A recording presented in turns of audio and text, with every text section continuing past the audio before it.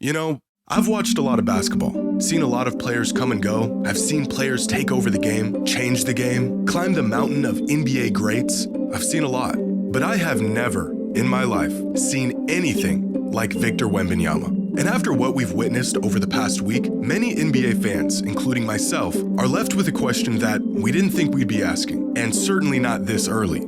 Is Victor Wembanyama the best basketball talent we have ever seen? A figment of our basketball imagination.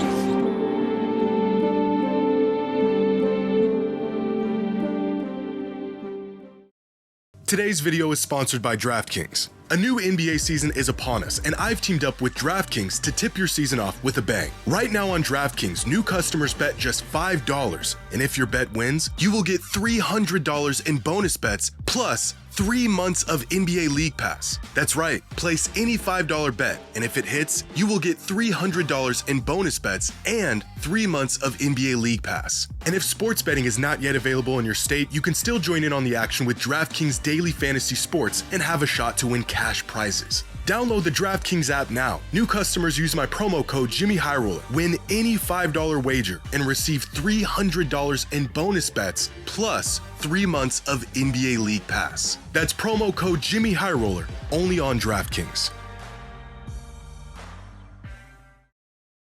What you're about to see is a play that only one person on the planet can make. Clowney trying to go right back at KJ. Wembanyama right there. And then again, came over late.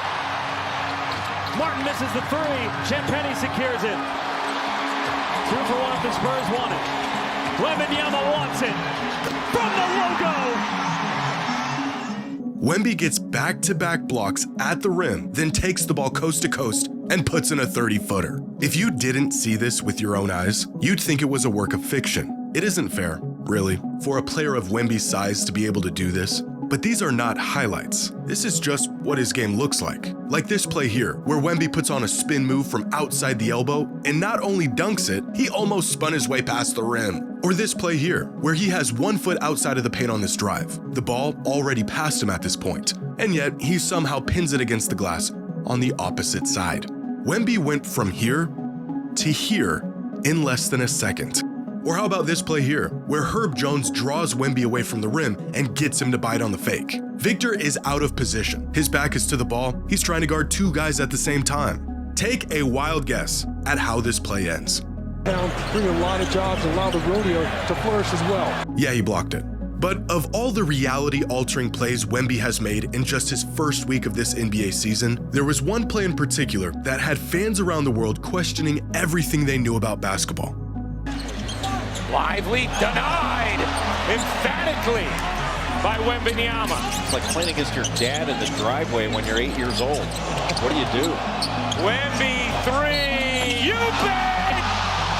Plus the foul! To answer the commentator's question, there is nothing you can do. I just watched a 7'6" demigod make a 7-footer look like a child, then take him down the court to hit him with a tween-tween crossover behind the back step-back 3 for an and one. And in an instant, it felt like everything I knew about the game of basketball was wrong. We knew the concept of Victor Wembanyama. We saw the frame and the competitiveness, and we saw flashes of what he was capable of. And through his first 2 seasons, it felt like we saw where his game was heading. But what we witnessed in just his first 4 games of this season has blown the top off of all of that. Coming into the season, Victor was ranked as the 5th best player in the league according to most sources. And this, to many fans, felt like a gross overestimation, especially since he was sidelined for the second half of last season. Sure, we knew he was probably going to take a leap this season, but nobody was expecting this. Through 4 games, Victor is averaging 31 points, 14 rebounds, and 5 blocks a game on nearly 60-40-80 splits.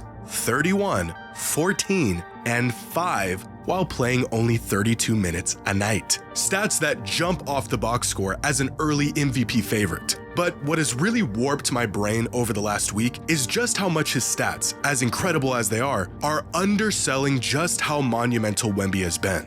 On defense, he is a black hole. Anything that comes near him is either sent away or redirected. His 5 blocks a night aren't even capturing how offenses are legitimately avoiding him and anything around the rim when he's down there. In their game against the Raptors, I counted 10 different instances where a player passed up on their drive, picked up their dribble, or just avoided what should have been an easy look just because of Wemby's presence alone. 10 times. Look at this last one here. RJ Barrett blows past Devin Vassell, sees Wemby and just, here, you take it. I promise you, RJ was not planning on rifling a chest pass to his teammate standing 3 feet away from him after beating his man off the dribble. He just saw Wemby and panicked. How exactly do you measure this panic factor? Because this doesn't really show up in the box score. But you know what does? According to the NBA's head-to-head matchup tool, so far this season, Wemby has guarded 40 different players. That's about 10 different players each game. He's seen every look you can get. And in total, these 40 players shot 64 times throughout 4 games. Out of these 64 shots, they made 19 of them. Wemby's matchups this season have a field goal percentage of 29.7%, nearly 21% worse than when he's not guarding them.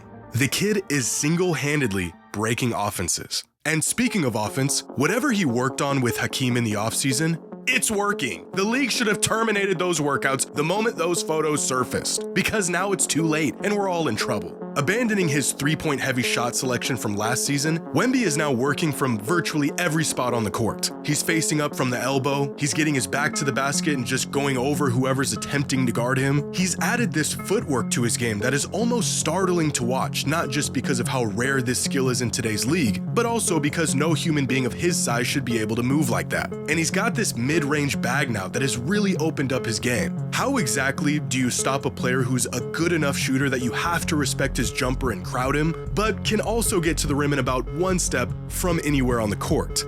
How do you stop this? How do you stop this? Oh, I know. You can't. Wemby is one hezzy pull-up away from being a KD Hakeem hybrid, and as twisted as it sounds, that still feels like I'm selling his game short. He has been playing so out of his mind this past week, it genuinely felt like there was a mass awakening among NBA fans around the world. A fracture in basketball's timeline. Am I watching the most talented player to ever touch a basketball? Not in terms of greatness or accomplishments or any of that, but just sheer ability and potential. For a brief moment, the thought did cross my mind, but I knew that was a terrible overreaction to a great opening game and opening week. But then I saw the reactions from other fans, and the more I saw, the more I realized I wasn't alone. This reaction was almost universal. He looked at Anthony Davis and treated him like an 8th grader. He abused them. With all due respect to AD, he abused them. I've never thought this way about like Jokic and SGA, even LeBron, who I think is the greatest of all time. This kid is different. I hope to God he stays healthy because he has a chance to be the greatest player of all time. I agree, and truly a talent we've probably never seen before, and we never will again. But what he did in that game, my eyes are seeing something that I don't think I've seen before. That 100%. I can't compare him to anybody. For all of the years we've been watching basketball, I can't compare him to anybody. They should call him CGI because it just doesn't seem real sometimes when you're watching. We've never seen Wemby. We've never seen no shit like Wemby. Like, I'm watching him and I'm like, I'm not really sure how you defend it. You don't really defend this. It broke my basketball brain. It's hard to imagine that a 21-year-old in a league stacked with the most talent it's ever had might be the best player in the world. But then you watch him play, and the idea of him being the best is easier to imagine than his actual game itself. The best way I can describe Victor Wembanyama's game is that it feels like he's a cheat code, like he's got real life hacks and he's just shamelessly spamming them at his convenience. I know he's not cheating, but he's so unfair that it feels like he is. And personally, in all my years of watching the NBA, there's only been one other player that genuinely felt like he was hacking the game. As great as he was, LeBron, even at his peak, felt like he was still human. There were moments in the late 2000s where his size and speed were almost cheat code territory, but it never felt unfair. Some consider prime Kevin Durant a cheat code. 7-footer with a tight handle shooting 50, 40, 90. Absurd. unicorn. But for me, not quite cheat code territory. Same goes for Jokic, a combination of brute strength, skill, and omnipresence that approaches the threshold but doesn't quite cross it. The only player that I've seen with my own two eyes that actually felt like he was bending and breaking the game I love was 2016 Steph Curry. I remember what it felt like. I remember thinking he couldn't keep it up, that he would regress back to the mean. I vividly recall watching him and thinking there is no way someone is actually this good at shooting the ball. I remember thinking to myself, I have never seen another player like this. A human cheat code. Although I didn't watch it while it was happening, prime Shaquille O'Neal is the other 21st century cheat code. A player so big and strong and athletic that it didn't matter how simple and redundant his game was. What exactly are you gonna do about it? Victor Wembanyama has now entered cheat code territory. It is simply unfair for a player to be this smooth, agile, huge, skilled, instinctive, and competitive. Where's the drawbacks? The weaknesses? I recently did a video about the advantage of size in basketball and how if a player was big enough, their size would grant them the ultimate advantage. Pair that with skill and mobility, and he would essentially break basketball. In theory, it sounds awesome, but it's just not possible. There's always going to be some limitation. They're either too big or too stiff or not skilled enough or injury prone. But after seeing what the Monks did to Wemby, I have had to readjust my brain to the fact that a player like this does in fact exist. An archetype so unrealistic, even video games won't let you conjure it up. He just makes everyone else and everything else look really normal. Like, these are all giants, all freak athletes for the most part, and he makes them look like you and me. He just looks so different out there that it's like he's actually preparing for another league above the NBA, and this is just a pit stop for him to polish his game along the way.